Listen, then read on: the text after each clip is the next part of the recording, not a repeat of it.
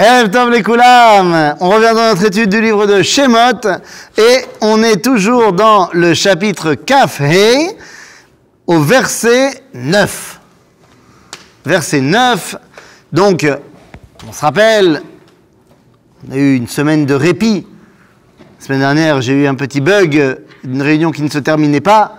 Et donc, voilà, nous reprenons. Nous sommes dans la construction du Mishkan. Ok ?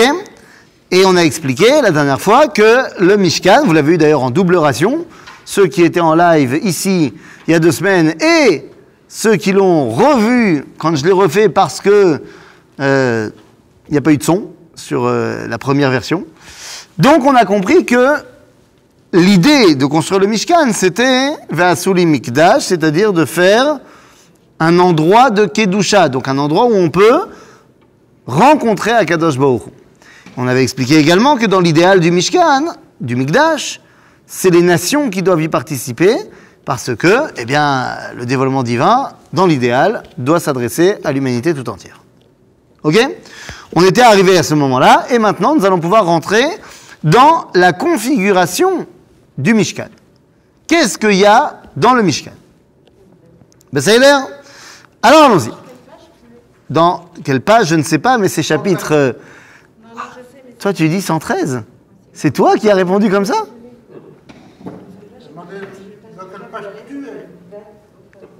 Ouais.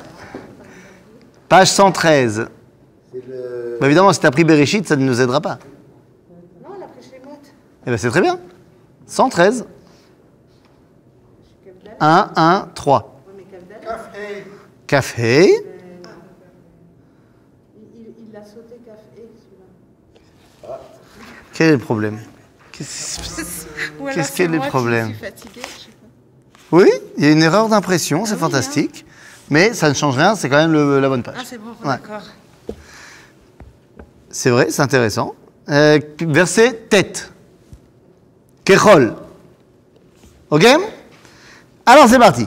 Donc on construit le Mishkan et comment doit-on le construire ? Kechol asher ani mar'e otra et tavnit ha-Mishkan ve tavnit kol kelav vechen ta'asu. Alors qu'est-ce que ça veut dire ? Kechol asher ani mar'e otra. Eh bien, il y a 2 possibilités de traduction. Soit, ça veut dire, de la façon dont je te montre ce qu'il faut faire, bah, tu vas le montrer aux autres. Et voilà, comme ça, ils feront Vechen ta'asu. Ou alors, Kechol asher ani mar'e otra. C'est-à-dire, pas de la façon dont je vais te le montrer, tu leur montreras. Et là, je vais te montrer. Ça veut dire quoi ? Non, ça c'est la première version.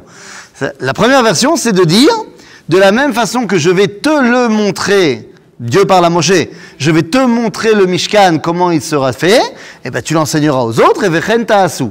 Ça c'est la version classique, on peut imaginer, Dieu il montre les plans à Moshe, et Moshe il donne les plans aux autres. Ou alors, et c'est plus le pshat, Kechol asher ani mar'e otra. Je vais te montrer aux autres. Toi. Vechen ta'asu. Ben, ça veut dire que lorsque les gens voient Moshe, ils voient Tavnit ha-Mishkan ve Tavnit kol kelav. Lorsqu'ils voient Moshe, on peut voir le Mishkan. Hoppa. Alors, je ne sais pas trop encore ce que ça veut dire, mais une chose est sûre, ça veut dire que Moshe, sa personnalité, est directement liée au Mishkan. Ce qui est assez surprenant parce que si je vous avais demandé quelle est la personnalité prépondérante qui est au centre du Mishkan, a priori, vous ne m'auriez pas dit Moshe. On aurait dit Aaron, évidemment. C'est Aaron qui va être le Kohen Gadol, c'est Aaron qui est le patron du Mishkan. Vous remarquerez que alors que dans la paracha de Teruma, on va passer en revue tous les objets qu'il va y avoir dans le Mishkan, à aucun moment le mot Aaron n'apparaît. dans toute la paracha de Teruma. Je veux dire, c'est suffisamment particulier pour être souligné. Vous allez me dire, Aaron, il n'apparaît pas toutes les 5 minutes. Nachon. Mais là, on va te parler du Mishkan, on va te parler de comment on construit le Mishkan et comment ça marche, et on ne te parle pas du premier intéressé. D'ailleurs, c'est pas que Aaron qu'on va pas évoquer. Bichlal, dans toute la paracha de Teruma, on n'invoquera absolument pas le concept qui s'appelle les Kohanim. D'après la paracha de Teruma, il n'y a pas de Kohanim. Peut-être qu'on avait pensé au Bechor. Alors, tu dis, à l'origine, c'est les Bechorot qui doivent servir et pas les Kohanim. Mais tu nous ramènes à ce moment-là dans la marloquette qu'on avait dit il y a 2 semaines, est-ce que ça se passe avant le Vaudor ou après le Vaudor? Si on suit Rashi qui dit que ça se passe après le Vaudor, il y a déjà eu le changement entre Bechor et Kohanim. Mais dans tous les cas, c'est pas la vraie réponse que je te donne. Pourquoi? Parce que dans la paracha de Tetzavé, donc la paracha suivante, là on va nous parler des Kohanim. Par contre, on ne parle pas de Moshe. Voilà, et on parlera pas... Tous les ans, on a une dracha là-dessus. Et tous les... parce que c'est ce que je te dis, c'est la même chose. On fait que radoter ici. Non, d'accord, mais c'est-à-dire on dit qu'on ne mentionne pas Moshe dans Tetzavé. D'accord. Mais oui, mais c'est vrai. Et Teruma, c'est toi qui as apporté le chidouche qu'on ne parle pas de Aaron. C'est pas un chidouche. Bah, je sais pas, personne n'en parle tous les ans. J'ai pas compris. Personne n'en parle ou moi j'en parle tout le temps? Non, personne n'en parle. Tetzavé, tout le monde en parle que Moshe. Ah, tu dis, dans Tetzavé, tout le monde dit, le nom de Moshe n'apparaît pas, mais tout le monde oublie de dire que dans la paracha de Teruma, le nom de Aaron n'apparaît pas. Bah oui, voilà, il est. Maintenant tout le monde le sait. C'est pas juste. Ben voilà, on a ramené la justice. C'est-à-dire, mais qu'est-ce que ça veut dire? Donc j'ai dit, c'est pas seulement que ici il y a Moshe et pas Aaron, et là-bas dans Tetzavé il y aura Aaron et pas Moshe. Il y a aussi pas de Kohanim, ici il y aura des Kohanim là-bas. Ici, dans notre paracha de Teruma, il n'y a pas non plus de préparation particulière pour entrer dans le Mishkan. Il n'y aura pas d'habit particulier dans la paracha de Teruma. Ouais, mais Tetzavé, il n'y a que ça. Ah ben, tu vois le contraste. C'est-à-dire dans Teruma, si je lis que la paracha de Teruma, je me dis qu'il n'y a pas besoin de Kohanim et qu'il n'y a pas besoin d'être vêtu de manière particulière au Beth Amikdash. Et dernière chose particulière de Teruma, c'est que si je lis la paracha de Teruma, il n'y a rien qui m'empêche d'arriver jusqu'au Kodesh HaKodashim. C'est-à-dire que il n'y a pas de séparation entre les différents niveaux. Et il n'y a pas non plus besoin de se purifier avant de commencer à bosser. Le kior n'apparaît pas dans la paracha de Teruma. Le kior qui servait à, je sais pas comment on dit, l'ablution des mains et des pieds avant le service des Kohanim. C'est suffisamment particulier pour être souligné. Alors que dans Tetzavé, c'est tout l'inverse. Moshe n'apparaît pas, le nom de Moshe n'apparaît pas, et à l'inverse, on va parler des Kohanim, des habits, de comment on se prépare, et de Aaron, évidemment. Alors, on peut dire qu'on parle du Kéli, et l'autre, comment s'en servir? Pourquoi? Comme si, là, ici, ce serait... C'est aussi un cli, les habits de Keuna. Oui, non, au sens figuré. Non. Ce que tu dis, c'est pas au sens figuré. Tu dis, le Mishkan de Teruma, c'est le cli. C'est qu'est-ce qu'il y a dans le Mishkan. Et parachat Tetzavé, c'est comment on s'en sert. Sauf que je réponds, c'est pas au sens figuré, je comprends ta question. Dis non, parce que dans la parachat Tetzavé, c'est aussi des kelim.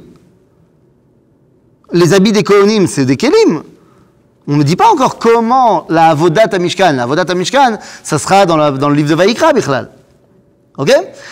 Donc ça veut dire tout simplement qu'il y a 2 Mishkan différents. Pas dans les faits, mais dans l'idée. Il y a le Mishkan version Moshe et le Mishkan version Aaron. Ce sont 2 Mishkanim qui doivent se superposer. Au final, il n'y en a qu'un seul de Mishkan. Mais tels qu'on nous les présente, ils sont différents. Pourquoi cela?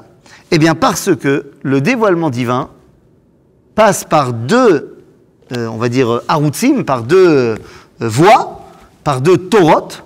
Il y a la Torah de Moshe et la Torah de Aaron. Ce ne sont pas les mêmes Torot. D'où on le sait que la Torah passe et par Moshe et Aaron.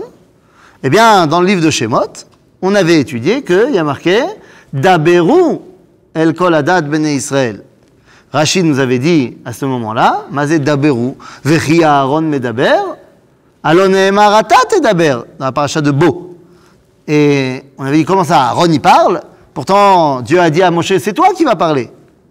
Et là, Moshe omer le Aaron ma shamata, ve'Aaron omer le Moshe ma shamata, ve'adibur yotze mi ben shenehem. Ce qui veut dire, Moshe demandait à Aaron, toi t'as entendu quoi dans la névoie? Et Aaron demandait à Moshe, et toi t'as entendu quoi dans la névoie? Et au final, la parole divine sortait d'entre les deux. Ce qui veut dire qu'on a besoin et de la Torah de Moshe et de la Torah de Aaron. Mais quelle est la Torah de Moshe et la Torah de Aaron? Eh bien c'est très simple, la Torah de Moshe c'est le Mishkan de Teruma, alors que la Torah de Aaron c'est le Mishkan de Tetzavé. Mais qu'est-ce que ça veut dire? Comme on l'a dit tout à l'heure, dans le Mishkan de Teruma, il n'y a pas besoin d'intermédiaire entre toi et Dieu. Pas de Kohanim, pas d'Abi, pas de Kior, pas de... Il n'y a pas non plus qu'on rentre dans le Mishkan qu'une fois par an, dans le Kodesh HaKodashim qu'une fois par an, ainsi de suite. Bekitsour, il n'y a pas d'intermédiaire. Pourquoi il n'y a pas d'intermédiaire? Parce que dans la conception de la Torah version Moshe, l'homme est idéal. L'homme ne faute pas. La faute n'est pas tolérable dans la Torah de Moshe. Qu'est-ce qui se passe si quelqu'un faute version Torah de Moshe? Ben vadaï, tu fautes, tu meurs. Point. Aaron, zemashéou acher.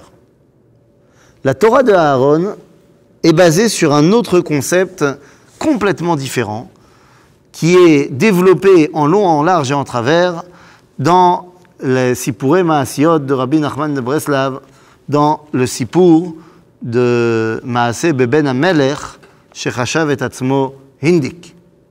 Ce qui veut dire en français, l'histoire du prince qui se prenait pour un dindon. Quoi? Tu connais pas?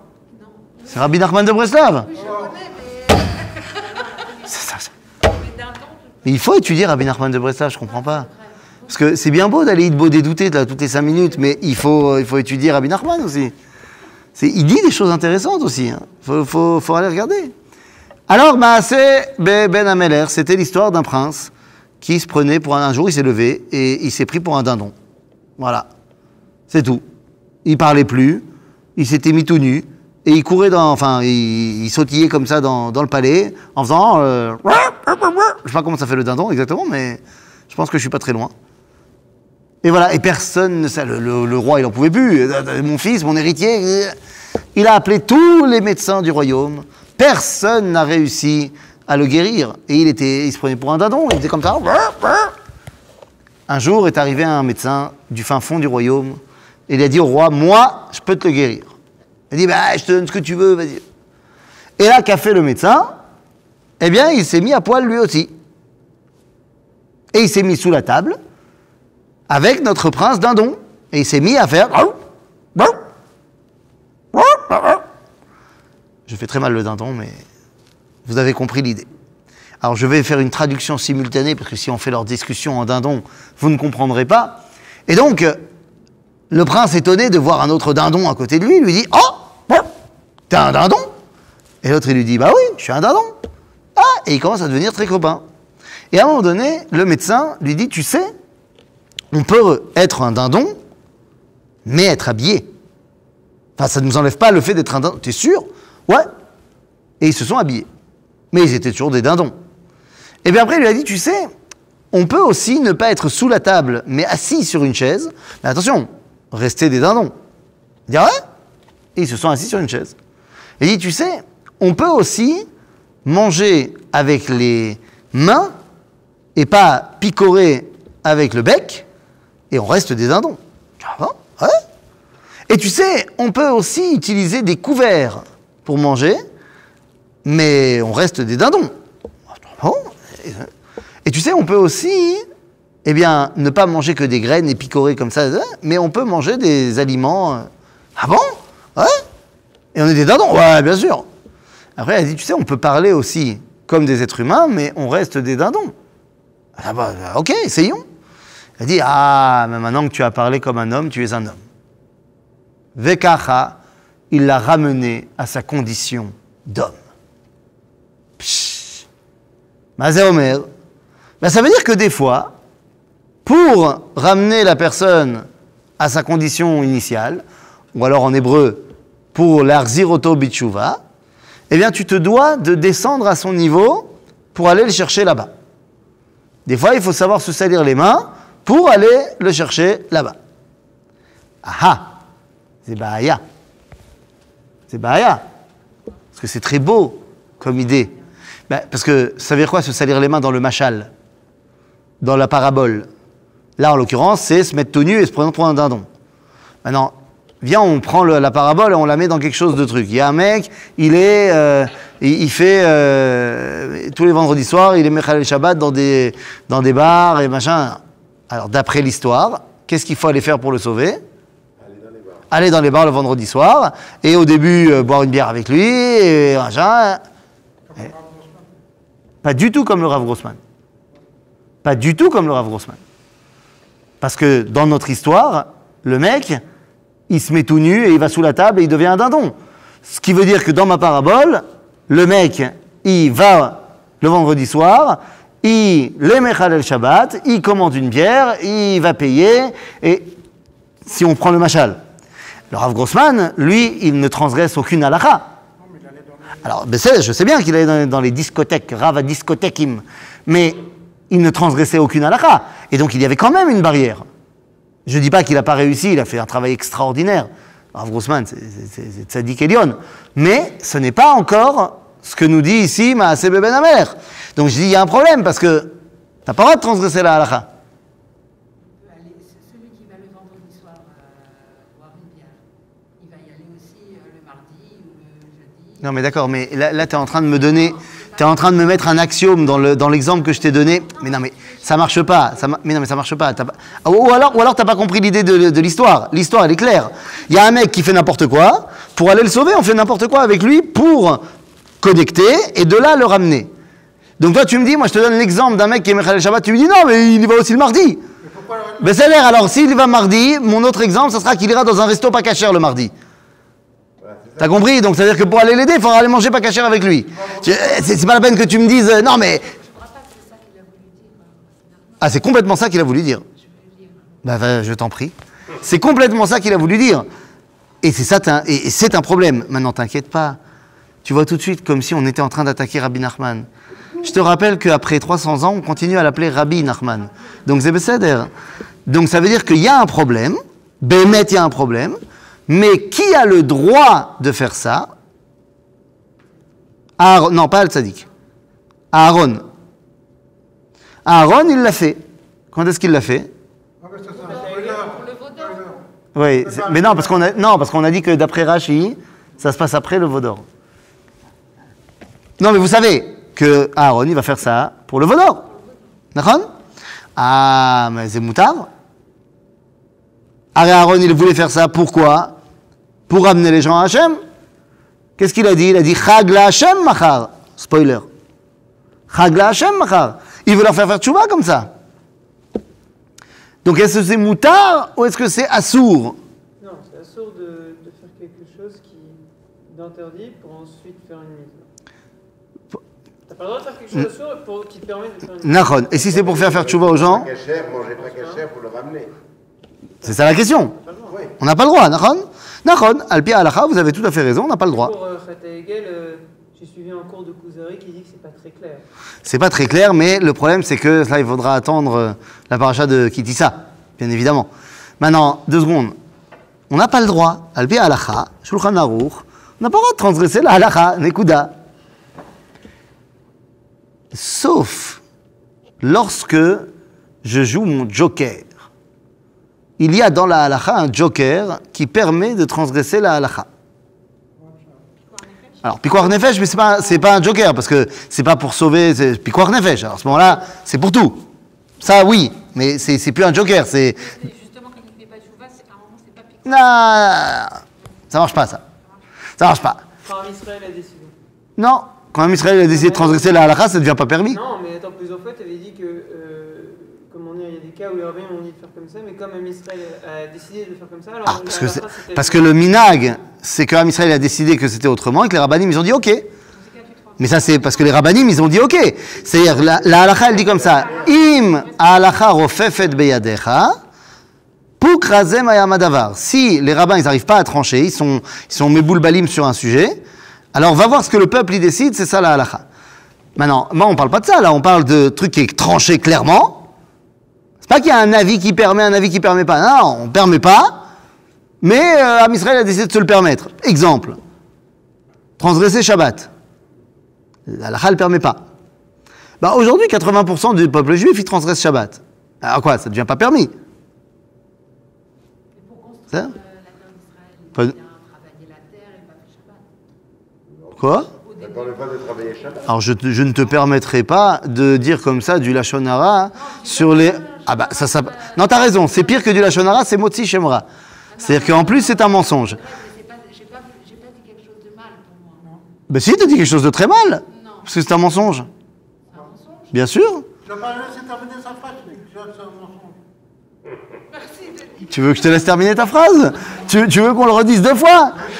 Le problème c'est que tu amènes comme postulat de départ qu'au début, les pionniers... Si, c'est ça que t'as dit. Je vais pas dire. Oui, non. Mais je sais que t'es une sadika. On se connaît assez, c'est bon. Non, je t'explique. Ton postulat de départ, il est faux au niveau historique, parce que tu penses qu'au départ, les gens qui sont venus construire le pays, c'était des gens qui ne respectaient pas la Torah. Or, c'est pas le cas. Les premières aliotes, c'était que des religieux, et même avant ce qu'on appelle la première alia, c'est-à-dire la première alia de 1882, c'est que des religieux. Et même avant, c'est aussi des... Mais c'est ça les chaloutzim. Mais les premiers chaloutzim, c'est des mecs avec des barbes et des péotes. Ok, donc c'est pour ça que je te reprends sur quand tu as dit au début.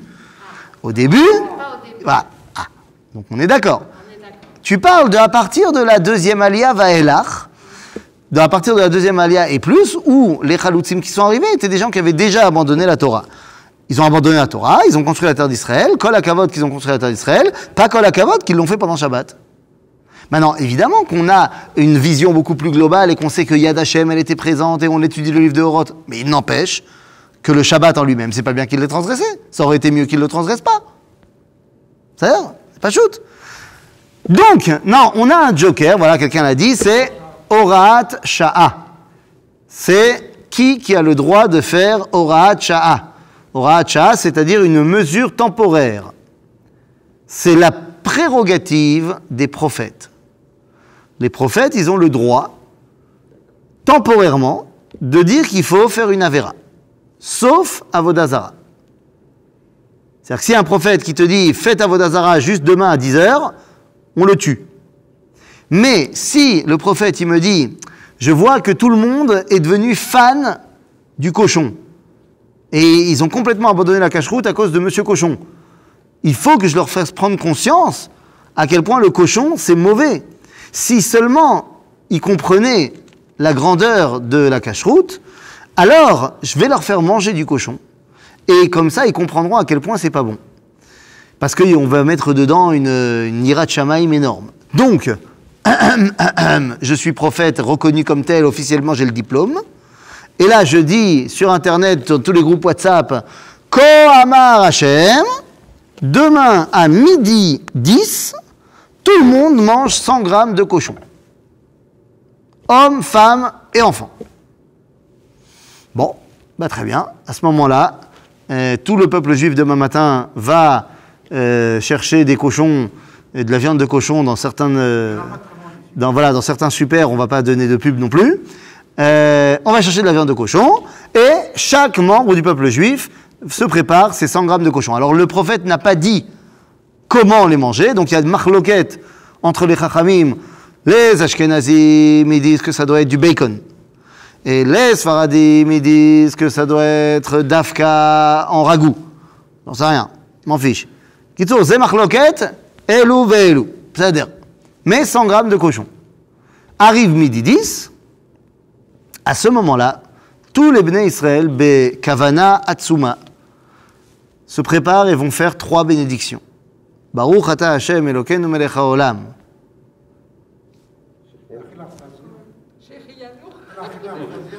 Asher Non, אין מצווה לאכול חזיר. יש מצווה d'écouter le navi. יש הבדל בין חפצה וגברה. Donc, la bracha que tu vas faire, c'est ברוך אתה השם אלוקינו מלך העולם, אשר קידשנו במצוותיו וציוונו לשמוע לדברי הנביא. Ensuite, tu vas faire ברוך אתה השם אלוקינו מלך העולם, שהכל נהיה בדברו. Et après, ברוך אתה השם אלוקינו מלך העולם, שהחיינו וקיימנו והגיענו לזמן הזה. S'il dit que tout le monde doit manger du khazir à midi, il y a une mitzvah de manger du Oui, mais la mitzvah, elle est l'ishmoa la navi she'amar le'echol chazir. C'est pour ça que je dis, il y a une différence entre chefza et gavra. La mitzvah, elle n'est pas sur le chazir en lui-même, elle est sur l'ishmoa la navi qui a dit de manger du chazir. C'est-à-dire, Mais au Racha, c'est pas seulement pour détourner quelqu'un d'une avéra. pour faire tchouva. Non, pas seulement. Ben, c'est- On a vu, Qu'est-ce que c'est détourner quelqu'un d'une avéra? on a vu Shlomo quand il a fait un festin à Yom Kippour. Nous. On a vu Esther quand elle a mangé à... Nous, je vois pas où est la marloquette. Non, parce que tu dis, pour montrer aux gens que le khazir, c'est pas C'est un exemple. Mais parce qu'il y a- toute chose. Et il y a où Béhara Carmel, c'est pareil. C'est pour détourner les gens d'une avéra. Mais Nbaya, ça s'appelle comment tout ça? Ça s'appelle ramener à Kadosh Baruch Hu. Shlomo, quand il fait le festin pour l'inauguration du Beth Amikdash et c'est Yom Kippour, c'est pour ramener tout le monde à Kadosh Baruch Hu, de comprendre à quel point on n'a même pas besoin de jeûner parce qu'on n'a plus de Haverot aujourd'hui. Puisqu'on est en train de faire l'inauguration du Beth Amikdash. Ou alors Eliyahu Béhara Carmel, c'est pour montrer que Hachem ou Elohim. Donc, des fois, la tchouva, c'est par rapport à une faute X ou Y, des fois, c'est pour se rapprocher encore plus de Dieu. Hein? Esther à Pessah, c'est pour te montrer que s'il n'y a pas Am Israël, il n'y a pas Pessah. D'accord? C'est ça? Non, mais Nbaya, on dit la même chose. J'ai dit faire tchouva de manière générale, c'est pas seulement revenir d'une faute X ou Y, se rapprocher encore de Dieu. Donc ça, les prophètes, ils ont le droit de faire, mais c'est que temporaire. Donc, à ce niveau-là, eh ben, le prophète, il peut faire ça. C'est Besséder. Ok? Malaasot, c'est... Donc, quand on voit Moshe, quand il va voir le veau d'or, on spoil encore plus, on va voir le veau d'or, qu'est-ce qu'il a comme réaction, Moshe? Bah, il se prend pas la tête, Moshe.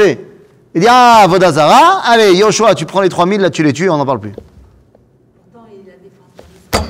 Mais oui, mais alors, Zemidatadine, il a voté, il a fauté. Point, c'est tout, terminé.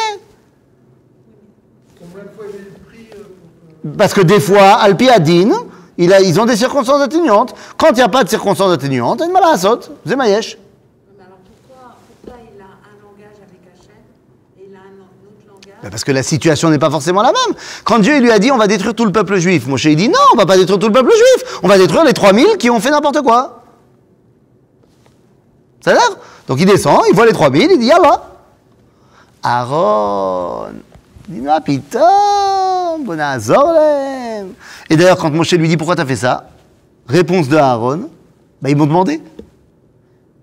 Bah, j'allais laisser tout seul. Donc, on voit qu'on a deux chitotes complètement différentes.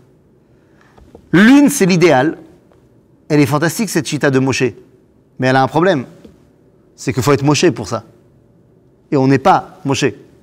Si on avait eu que la Torah de Moshe, on aurait été incapable de réussir. D'un autre côté, si on avait eu que la Torah de Aaron, une religion qui est basée continuellement sur le fait qu'il y a des fautes et il faut les corriger, ben ça aurait créé le christianisme, avant l'heure. Donc on a besoin de l'idéal, c'est la Torah de Moshe, et de Aaron qui va permettre d'y arriver quand on a besoin. Donc la paracha de Teruma, c'est le Mishkan version Moshe, de l'idéal, et la paracha de Tetzavé, c'est le Mishkan version Aaron, dans la réalité, inscrit dans la réalité. On peut retrouver de cela un petit peu chez Hillel Veshamay. Mais pas à 100%. C'est-à-dire? Ok. Donc, maintenant qu'on a compris ça, on peut rentrer dans le Mishkan en lui-même. Allons-y. Vasu Aaron Atse Shittim, Amatayim Vachetzi Orgo, Ve'ama Vachetzi Rochbo, Ve'ama Vachetzi Komato. Qu'est-ce qui sort de manière évidente dans les mesures du Aaron? Ils ne sont pas entiers. c'est qu'elles ne sont pas entières. C'est ama vachetzi, amatayim vachetzi. Pourquoi? Pour pas que tu penses qu'il y ait shlemut ba'olam hazeh. En shlemut. Gam ba'aron. Même dans le Aaron, dans le Kodesh HaKodashim, il n'y a pas la perfection. Parce que c'est vrai, il n'y a pas de perfection dans ce monde. Même dans le Kodesh HaKodashim, ne pense pas que tu es au top. Tu es au plus top que tu puisses être ici. Mais c'est pas Shalem. Ok? Il y a une dimension de perfectionnement qui est continuelle. ועשו ארון עצי שיטים 2.5 אורכו ו1.5 רוחבו ו1.5 קומתו וציפית אותו זהב טהור מבית ומחוץ תצפנו ועשית עליו זר זהב סביב. Donc on fait le Aaron, il est en bois recouvert d'or. Donc qu'est-ce qui est le plus important dans le Aaron? Le bois. Le bois, évidemment. C'est le plus pnimi, c'est le bois. Et c'est quoi donc? Le bois? Zetzomeach. C'est ce qui continue à grandir. C'est-à-dire, par rapport à l'or qui est d'abord solide et aussi surtout qui est fixe, qui va protéger. Donc on a besoin d'une dimension profonde qui nous permet de continuer à grandir, mais qui a sa protection et intérieure et extérieure. Ok? והצגת לו 4 טבעות זהב ונתת על 4 פעמותיו ושתי טבעות על צלו האחד ושתי טבעות על צלו השנית ועשית בדי עצי שיטים וציפית אותם זהב והבאת את הבדים בטבעות על צלות הארון לשאת את הארון בהם. Donc on a mis des, comment on dit en français là, des anneaux, merci, et des grandes barres qui sont là aussi dans le même concept en bois recouvert pour soulever le Aaron. Lama. Il ne peut pas se soulever tout seul, le Aaron? Hein? Pour ne pas la toucher. Pourquoi? C'est Kadosh. Ben, Nilo Kadosh. Ah, il a fait, t'as compris. C'est-à-dire qu'on fait directement des paliers de Kedusha. Ok? Je ne peux pas tout de suite arriver, et d'ailleurs je n'y arriverai pas, à la dimension du Aaron. Naron, c'est pas comme celui d'Aaron, mais même dans la vérité, yesh kodesh, veyesh kodesh hakodashim, veyesh kodesh kodesh hakodashim. C'est pas c'est idéal de dire que il y a des madrigotes. Akadosh Baruch Hu, il a créé un monde. Dans ce monde, il a créé plusieurs niveaux. C'est une réalité de l'idéal. Ok? Ve'atata el Aaron et ha'edut asher eten elecha. Donc dans le Aaron, qu'est-ce que tu mets? À Edut. C'est quoi la Edut? Le témoignage. C'est-à-dire c'est quoi? Le Chot Abrit. La Seret Adibrot. Pourquoi c'est la Edut? Parce que j'ai entendu les 10 commandements et je vois que c'est marqué la même chose. Donc c'est le témoignage que j'ai entendu la parole de Dieu. Ce qui veut dire que Aaron, son rôle, c'est de faire le témoignage de Dvar Hashem. Ok? ועשית כפורת זהב טהור 2.5 אורכו ו1.5 רוחבו ועשית 2 קרובים זהב מקשה תעשה אותם משני קצות הכפורת ועשית כרוב אחד מקצה מזה וכרוב אחד מקצה מזה מן הכפורת תעשו את הקרובים על שתי קצותיו והיו הקרובים פורסי כנפיים למעלה, שוחחים בכנפיהם על הכפורת, ופניהם איש אל אחיו, אל הכפורת יהיו פני הקרובים. ונתת את הכפורת על הארון מלמעלה, ואל הארון תיתן את העדות, אשר אתן אליך. Donc, on fait un couvercle au Aaron. Pourquoi? Pourquoi est-ce que c'est pas ouvert? Le Aaron. Arrête les Krouvim, on aurait pu les mettre à côté. Parce que c'est comme la Neshama, chez la Gouf. C'est-à-dire, donc de la même façon que la Neshama, elle est entourée du corps, eh bien le Edut de Dvar Hashem Baouma, il est protégé, il est entouré. Alors vous avez compris que on veut montrer Moshe, et comme ça qu'on va comprendre le Mishkan. Donc vous avez compris que le Aaron Abrit, c'est Nishmat Moshe. Ok? Et donc on va lui faire des Krouvim. C'est quoi un crouve? Un chérubin, et non pas un chou. Eh oui, c'est écrit pas pareil. Donc un kérouv, c'est un chérubin. Mais ça veut dire quoi un chérubin? Alors non, parce qu'un ange c'est un malach. Père, nous. De quoi nous? De quoi nous? C'est pas la même division, mais c'est le même sport. Alors, je fais pas semblant. Je ne suis pas d'accord. Le crouve, c'est une statuette. Tout à fait. L'ange, c'est pas une statuette. C'est-à-dire l'ange, il n'a pas de détermination physique. Alors que le crouve, c'est quelque chose, tu peux le lever, tu peux prendre en photo, machin. C'est une statue. Et il sert à quoi? À faire beau. Ça, j'entends. C'est faux, mais j'entends. On entend la parole de Le crouve, il sert à protéger? Au Gan Eden, oui. Il a mis les crouvim, imla tacherev amitapechet, mais pas ici. Le principe que l'arche qui est dans Indiana Jones, c'est la bonne. Bien sûr. Aucun doute. Pas grand chose à paraître. Il n'y a aucun doute que l'arche de Indiana Jones, c'est la bonne, bien évidemment. On s'attache à ce qu'on peut. Hein, Donc, il dit, ça ne sert pas à grand-chose. non, Non, mais comme ça, la voix d'Hachem, elle se fait entendre entre les deux. Ah, ça, c'est le verset qu'on n'a pas encore lu. Le crouve, à la base, c'est le scooter divin. Ou alors le vélo divin. Ou alors la moto divine. Ou alors la voiture divine. La papa mobile. Oui? Bah quoi? Bah, pourquoi pas? Ça peut être une 2 chevaux. Mais attends, on parle du char de Merkava. Ah, il y a la Merkava, évidemment, qui est dans le Sefer Yecheskel. Non, mais attends, avant d'aller dans Yecheskel, d'où je sors que le crouve, c'est la mobilette de Ribboino Shel Oilom. Eh bien, tout simplement, c'est pas moi qui l'invente, c'est marqué noir sur blanc dans Tehilim. On n'est pas encore arrivé à Tehilim, Zenachon, mais moi j'ai le droit. Vayirkav al krouv vayaof, vayede al kanfei ruach. Donc, nous dit le livre de Tehilim que Dieu, il est rochev, il chevauche son crouve, et tous les soirs, eh bien, il va faire une balade dans la galaxie avec son crouve. Et non pas son groove, mais ça c'est un autre problème. Donc ça veut dire que les crouvim, il faut que vous compreniez ça, dans tous les temples de l'Antiquité, dans toutes les cultures d'idolâtrie, il y a des crouvim, qui sont à chaque fois les moyens de transport de la divinité. En général, pas toujours, en général des animaux avec des ailes. Le crouve le plus connu en Occident, il s'appelle Pégase. Dans la mythologie grecque, Pégase, le cheval ailé. C'est-à-dire offert en cadeau par Zeus. C'est-à-dire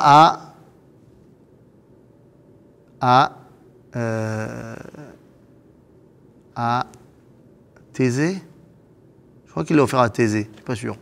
Me prends pas au mot, toi, Internet. Vérifions ça. En tout cas, ça, c'est le crouve. Donc, les crouvim... Alors ça, je pensais pas que tu... à ce point-là. Qu'est-ce que j'ai encore dit? Mais non, laisse. Que la lumière soit et la lumière fut. Donc voilà, Bekitsour, le crouve, on a dit, c'est le moyen de transport de Dieu. Alors, qu'est-ce que ça veut dire? Pourquoi il a choisi ça? Alors, qu'est-ce que ça veut dire? Dans toutes les cultures, dans les temples, tu voyais donc la statue qui représentait la divinité, qui était posée sur un moyen de transport, un char tiré par une bête céleste, machin, ce que tu veux. Nous dit le Rambam dans Moreh Nevuchim que les krouvim, c'est la preuve que en lo gouf velo dmut hagouf, que le Dieu d'Israël, il n'a pas de corps. Pourquoi? Parce que dans toutes les cultures, quand tu vois un crouve, tu t'attends à voir le Dieu de la culture en question, ou ça, au-dessus du crouve. Tu rentres dans le Kodesh HaKodashim, tu vois des krouvim, tu lèves la tête pour voir à quoi il ressemble le Dieu d'Israël, il n'y a pas de statue. En l'occurrence, dans le Kodesh HaKodashim, c'était quels animaux? C'était pas d'animaux. C'était quoi? On va voir, dans 2 secondes, on n'a pas dit encore à quoi ils ressemblaient les krouvim. Mais c'était pas des animaux. Maintenant, le Rambam continue en disant, alors pourquoi il y en a 2? Il peut avoir une mobilette. Il y a remarqué, il y a des personnes qui se déplacent, il y a toujours 2 voitures identiques, comme ça, ceux qui veulent faire... Ah voilà, c'est ça, c'est un leurre. Voilà. Peut-être parce qu'on est dans le monde du... Non, pas chute, parce que s'il n'y en avait eu qu'un, nous dit le Rambam, t'aurais pu penser que c'est ça le Dieu. Le fait qu'il y en a deux, tu sais que c'est pas ça le Dieu. Donc tu cherches le Dieu d'Israël, tu vois que en logouf et l'autre moutagouf. En d'autres termes, les krouvim servent tout simplement à être le cli par lequel Dieu va se dévoiler. C'est d'ailleurs le verset qui suit, Venoda'ati lecha sham vedibarti itcha me'al hakaporet miben shnei hakeruvim asher al Aaron ha'edut et kol asher etzaveh otcha el bnei Israël. Les krouvim, c'est son casque à Moshe. C'est le casque 5G de Moshe. Moshe, a priori, il parle à Moshe là. Donc il dit à Moshe, tu vas mettre la tête entre les krouvim, et c'est ça qui va te donner le Wi-Fi. Ok? Donc c'est pour Moshe, pas pour Hachem. Le Mishkan, il est ici. Non, je suis d'accord, mais les C'est pas pour Aaron, c'est pour Moshe. C'est le moyen que Dieu il a voulu pour que Moshe il puisse entendre la parole de Dieu. Ça va? C'est pas plutôt Aaron. Encore une fois, là pour l'instant je ne connais pas de Aaron. Tu as raison que dans les faits, celui qui va rentrer dans le Kodesh HaKodashim, ça va être Aaron et les Kohanim Gdolim. Mais là pour l'instant on parle à Moshe. Exactement. Et tu sais quoi? Même après il va continuer à les parler autrement. Ça veut dire qu'il y a une dimension de dévoilement quand il est michutz le Bet Kodesh HaKodashim et une autre dimension quand il est là-bas. Ok?